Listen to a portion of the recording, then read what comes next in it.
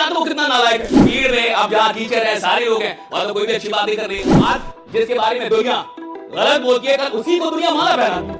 हार्दिक कोई देख लो, मुझे लगता है कि 2-4 साल बाद 10 साल बाद न्यूज आएगी कि एक इंसान पाया गया जो लगातार 4 घंटे पढ़ रहा है। देखिए एक इंसान मिल चुका है। कौन थे इससे मतलब नहीं है, अभी आप क्या है इससे मतलब है।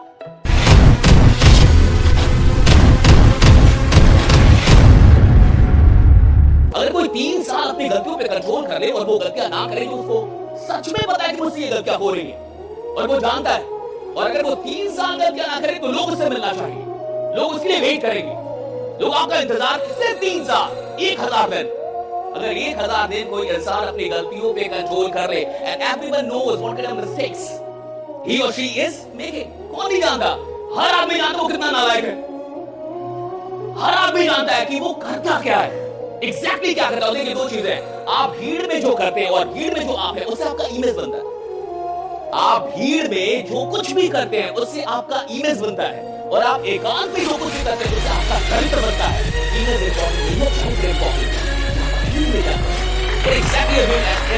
इन सॉलिट्यूड, भाई भीड़ में अब जहाँ टीचर है सारे लोग हैं, वहां तो कोई भी अच्छी बात नहीं कर लेगा, कोई भी बढ़िया से रह लेगा, कोई भी अच्छा बोल लेगा, लेकिन आप अकेले में क्या, और इमेज का कोई टेंशन नहीं साहब। इमेज बनती है बिगड़ती है, बनती है बिगड़ती है, कोई फर्क नहीं पड़ता। आज जिसके बारे में दुनिया गलत बोलती है, कल उसी को दुनिया माला पहना।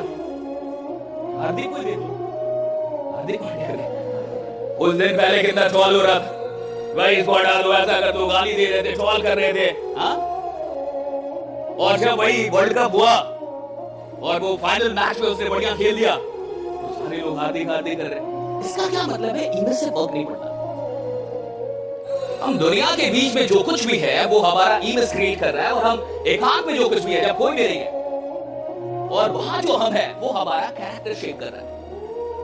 और इस डिस्ट्रैक्शन के जमाने में देखिए, आपने महाभारत देखी होगी, सुनी होगी कि गुरु द्रोणाचार्य को आपको कहानी याद होगी कि मछली की आंख वाली या चिड़िया की आंख वाली दोनों चलती है कि क्या देख रहा है, वो चिड़िया देख रही है, क्या देख रहा है, पेड़ देख रहा है, फल देख रहा है, अर्जुन आते हैं और वो कहते हैं क्या देख रहा है, तो चिड़िया की आंख, तो और कुछ नहीं देख रहा था, नहीं सिर्फ चिड़िया की आंख। लेकिन मान के चलिए अर्जुन 5G के जमाने में होते और उनके पास एक 5G स्मार्टफोन होता और उसमें सारी सोशल मीडिया होती और अचानक से चिड़िया की आंख देखते हुए कोई नोटिफिकेशन आ जाता, अर्जुन भी डिस्ट्रैक्ट हो जाते।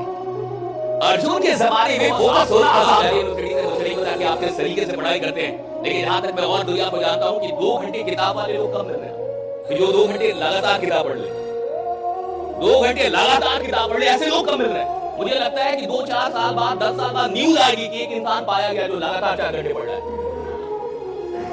ये देखिए एक इंसान मिल चुका है जो लगातार 4 घंटे किताबें पढ़ रहा है। बहुत कम लोग मिले, वो किताब भी पढ़ रहा है, मोबाइल भी चला रहा है, उसी समय मैसेज का रिप्लाई भी कर ले रहा है। और ऐसे कई लोग जिनको लगता है कि I am multitasking. No, you are a fool, not multitasking भाई। हाँ, एक वक्त में जो 10 काम कर रहे हैं उनका फोकस ही नहीं है किसी काम। मुझे लगता है कि इंसान को टाइम भी बर्बाद करने का टाइम बनाना चाहिए कि मैं अब टाइम बर्बाद करूंगा 1 घंटे, और तब करना चाहिए और अच्छे से बर्बाद करना चाहिए, और उस समय फिर कुछ और नहीं करना चाहिए।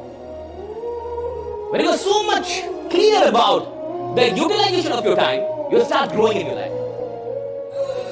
कि मुझे कब क्या कर रहा है। और देखिए एक बड़ी महाभारत की हम लोग बात कर रहे हैं, कर्ण के बारे में तो सब जानते हैं, बहुत बड़ा योद्धा और सेनापति था। कहां का जो महाभारत युद्ध हो रहा है उसमें 2 लोग हैं, एक पांडव और दूसरे कौरव। तो कौरवों का सेनापति था। 17वां दिन युद्ध चल रहा था, बहुत से सुनिएगा, 17th day of the war युद्ध चल रहा है और कर्ण और अर्जुन के बीच में घमासान युद्ध हो रहा है। और कर्ण का एक सारथी था, वो कौन था, मद्र राज्य का राजा शल्य। तो शल्य थे और वो राजा थे और नकुल सहदेव के मामा भी थे। तो चूंकि वो राजा थे तो वो सारथी नहीं बनना चाहते थे सूतपुत्र कर्ण के, वो चाहते थे मैं इसका सारथी बनूं। लेकिन दुर्योधन के विशेष अनुरोध पे, स्पेशल रिक्वेस्ट पे कि बन जाएगी, तो वो बन गए। कोई बात नहीं, युद्ध चल रहा है और आपको अगर याद हो, आप अगर जानते हो, तो अर्जुन की एक तीर के वार से वो क्या हुआ कि जो रथ का पहिया था वो पहिया टूटा और पहिया धंस गया उस कीचड़ में, वहां पे रक्त से पूरी मिट्टी उसमें धंस गया अब कंड कहते हैं, बहुत गौर से सुनो, कंड कहते हैं शल्य को, सारथी को, कि जाओ और वो रथ का पहिया ठीक कर दो, उसको निकालो। शल्य कहता है कि मैं मद्र का राजा हूं, मैं उतरेगा मैं राजा हूं, मैं थोड़े सारथी हूं, मैं राजा हूं साहब, और मैं राजा हूं, एक तो सारथी बन गया, यही बहुत बड़ी बात। अब मैं जाके उतर के और तुम्हारा चक्कर ठीक करूं रथ का, मेरे को नहीं जाने का, मैं नहीं जाऊंगा, मैं राजा हूं। और इसके चलते कर्ण को उतरना पड़ता है और रथ के पहिए को ठीक करना पड़ता है उसको कीचड़ से, और वहां पे कर्ण निहत्थे होते हैं और जिसके चलते कर्ण की मौत होती है। अगर शल्य उतर जाते, अगर शल्य रथ का पहिया ठीक कर लेते तो ये मौत ना होती, क्योंकि जब तक कर्ण के पास ये धर्म, तब तक तो आपको कर्ण को मारना बहुत ही मुश्किल काम था। लेकिन कर्ण मरे क्यों? क्योंकि शल्य ने कहा कि अब मैं नहीं जाऊंगा, मैं तुम्हारा साथी, मैं राजा। अब समझिए, इसको कहते हैं loss of identity, identity crisis.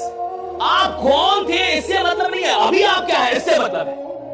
आप राजा होंगे, आप राजा थे, लेकिन इस वक्त पे, इस क्षण पे आप कौन है।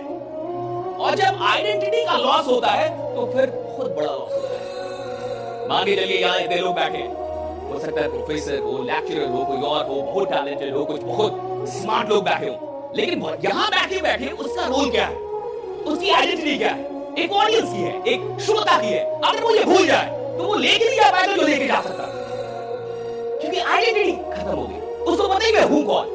इंसान आता है कॉलेज में, बहुत सारे ऐसे भी लोग आते हैं जो ये 3 से 4 साल बर्बाद कर देते हैं, वैसा इस्तेमाल नहीं कर पाते जैसा इस्तेमाल हो सकता था। क्यों हुआ? क्योंकि उसको पता ही नहीं मैं हूं कौन, व्हाट इज माय आइडेंटिटी, और मैं क्यों हूं यहां पे, व्हाट इज माय आइडेंटिटी। इसको क्राइसिस ऑफ आइडेंटिटी कहते हैं, और ये भारत में नहीं, ये दुनिया में बहुत जोर